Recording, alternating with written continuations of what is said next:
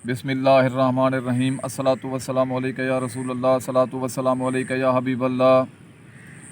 आज 14 अगस्त 2022 है।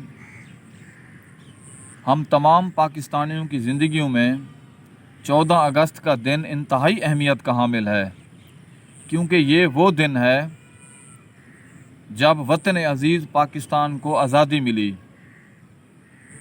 मेरी तरफ़ से तमाम पाकिस्तानियों को जो पाकिस्तान के अंदर हैं या ओवरसीज़ पाकिस्तानी हैं, आज़ादी का दिन मुबारक हो। चीनी कहावत है कि हज़ारों मीलों का सफ़र भी पहले कदम से शुरू होता है। आए हम जायज़ा लेते हैं कि 75 साल गुज़रने के बावजूद जो हमारे बुज़ुर्गों ने विज़न दिया था, बिलखसूस शायर मशरिक़ डॉक्टर अल्लामा मोहम्मद इकबाल रहमतुल्लाह अलैह और क़ायद-ए-आज़म मोहम्मद अली जिन्नाह रहमतुल्लाह अलैह और उनकी टीम और हज़ारों लाखों कुर्बानियाँ दे के जो पाकिस्तान की आज़ादी ली गई थी, आए हम जायज़ा लेते हैं कि वो अज़ीम विज़न ट्रांसफॉर्म क्यों ना हो सका। एक ऐसा मुल्क जिसने आलम इस्लाम का झंडा उठाना था, जिसके बाद आज़ाद होने वाले ममालिक मईशत और मुआशरत में नंबर 1 बन गए, वो क्या वजूहात थी कि इतने अजीम बुनियादें रखने के बावजूद हम वो मकाम ना पा सके। आए जायज़ा लेते हैं। बिलखसूस अगर 75 सालों का हम उसे 7 डायमेंशंस में देखें, जिसमें पॉलिटिकल पर्सपेक्टिव है, सोशल पर्सपेक्टिव है, इकोनॉमिकल पर्सपेक्टिव है,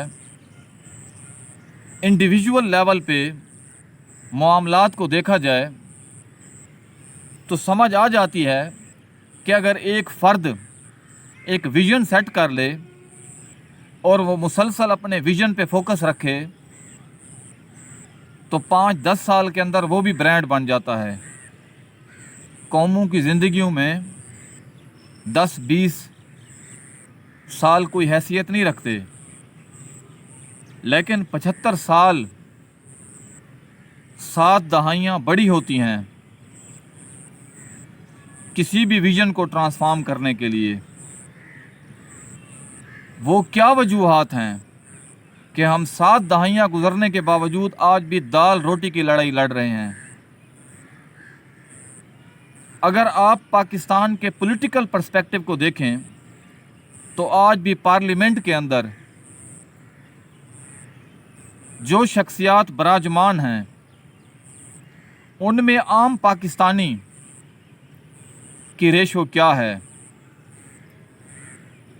आप हैरान रह जाएंगे कि आज भी पाकिस्तान के अंदर सूबों और विफाक के अंदर आम पाकिस्तानी की नुमाइंदगी ना होने के बराबर है।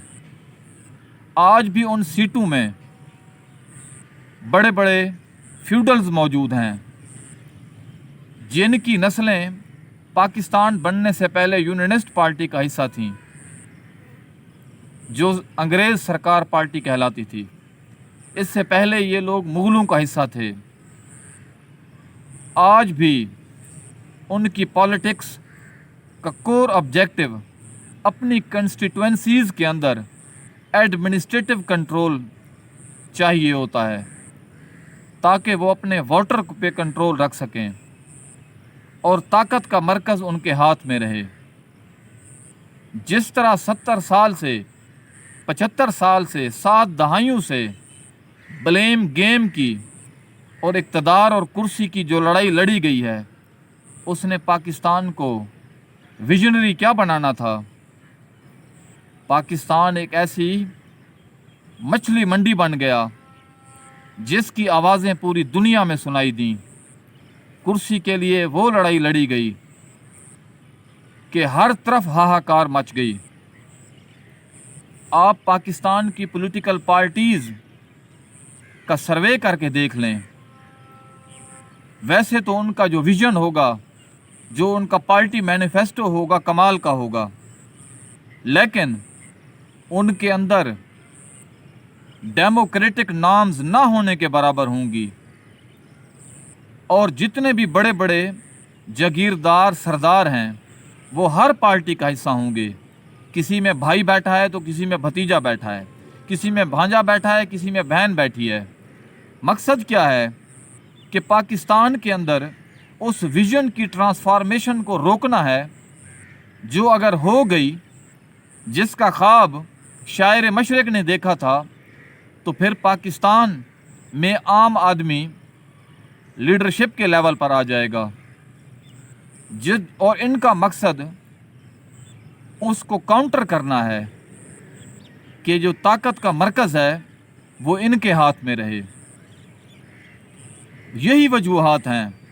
आज भी आप देख लें कि पाकिस्तान के अंदर ब्लेम गेम का वो कल्चर जारी है जिसने पाकिस्तान के हर सिनेरियो में इम्पैक्ट डाला है।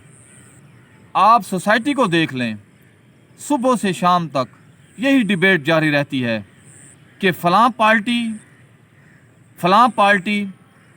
फ़लाँ शख्सियत, फ़लाँ मरकज़ वो ज़िम्मेदार है, हम ज़िम्मेदार नहीं हैं। अगर ऐसा होता तो ऐसा ना होता। ये वो ब्लेम गेम है जो सुबह से शाम तक होती है, जिसका आउटपुट इंतशार, कन्फ्यूजन और फसाद के अलावा कुछ नहीं। पाकिस्तान के इकोनॉमिकल पर्सपेक्टिव को देख लें। आज भी पाकिस्तान $125 अरब का मकरूज़ है। $125 अरब का मकरूज़ है। ये जो इतना कर्जा है, इससे आम पाकिस्तानी की ज़िंदगी पे तो कोई फ़र्क नहीं पड़ा। वो तो आज भी दाल रोटी की लड़ाई लड़ रहा है। जबकि इसके मुकाबले में वो ममालिक जो पाकिस्तान के बाद आज़ाद हुए, उन्होंने बड़ी बड़ी मल्टीनेशनल कंपनियां खड़ी की, जिनकी एक एक कंपनी का बजट पाकिस्तान के पूरे जीडीपी और पूरे एक साल के बजट से ज़्यादा है। आप अंदाज़ा लगाएं, यूएसए के अंदर वालमार्ट एक चैन है स्टोर्स की, उसके सिर्फ 4 दिन की सेल पाकिस्तान की एक साल के जीडीपी से ज़्यादा है। ये है सूरत हाल। मशहूर कहावत है कि अगर आपने किसी मुल्क की तरक्की देखनी हो तो आप ये देख लें कि उसके बॉर्डर्स पर कदमों के निशान कैसे हैं। अगर वो बाहर की तरफ हैं तो फिर आप अंदाज़ा लगाएं कि वो मुल्क तरक्की की मनाजिल तय नहीं कर सकेगा। इसके मुकाबले में अगर कदमों के निशान अंदर की तरफ हैं, लोग उस मुल्क में आ रहे हैं जॉब लेने के लिए, बिज़नेस के लिए, इन्वेस्टमेंट के लिए, तो वो मुल्क तरक्की याफ्ता होंगे। आप पाकिस्तान का अंदाज़ा लगा लें, सिर्फ मिडल ईस्ट के अंदर लाखों पाकिस्तानी मौजूद हैं। और सूरत हाल क्या है, वहाँ पे मेजॉरिटी जो पाकिस्तानी है वो लेबर क्लास में हैं। अगर पाकिस्तान का गवर्नेंस सिस्टम जस्टिस बेस होता, यहाँ पे सोशियो इकनॉमिक जस्टिस होता, तो आम पाकिस्तानियों को उन कफीलों और उन अरबाबों के नीचे उस लेवल की डेप्लोरेबल महरूमी की ज़िंदगी गुजारने की क्या ज़रूरत थी। आप एक आम पाकिस्तानी का दर्द तो देखें कि माँ मर जाती है, बाप इस दुनिया से चला जाता है, लेकिन वो वहाँ बेचारा बैठा रो रहा होता है। उसे डॉक्यूमेंटेड फॉर्म में इतना तंग किया जाता है कि वो बेचारा अपनी माँ के जनाजे पे नहीं आ सकता।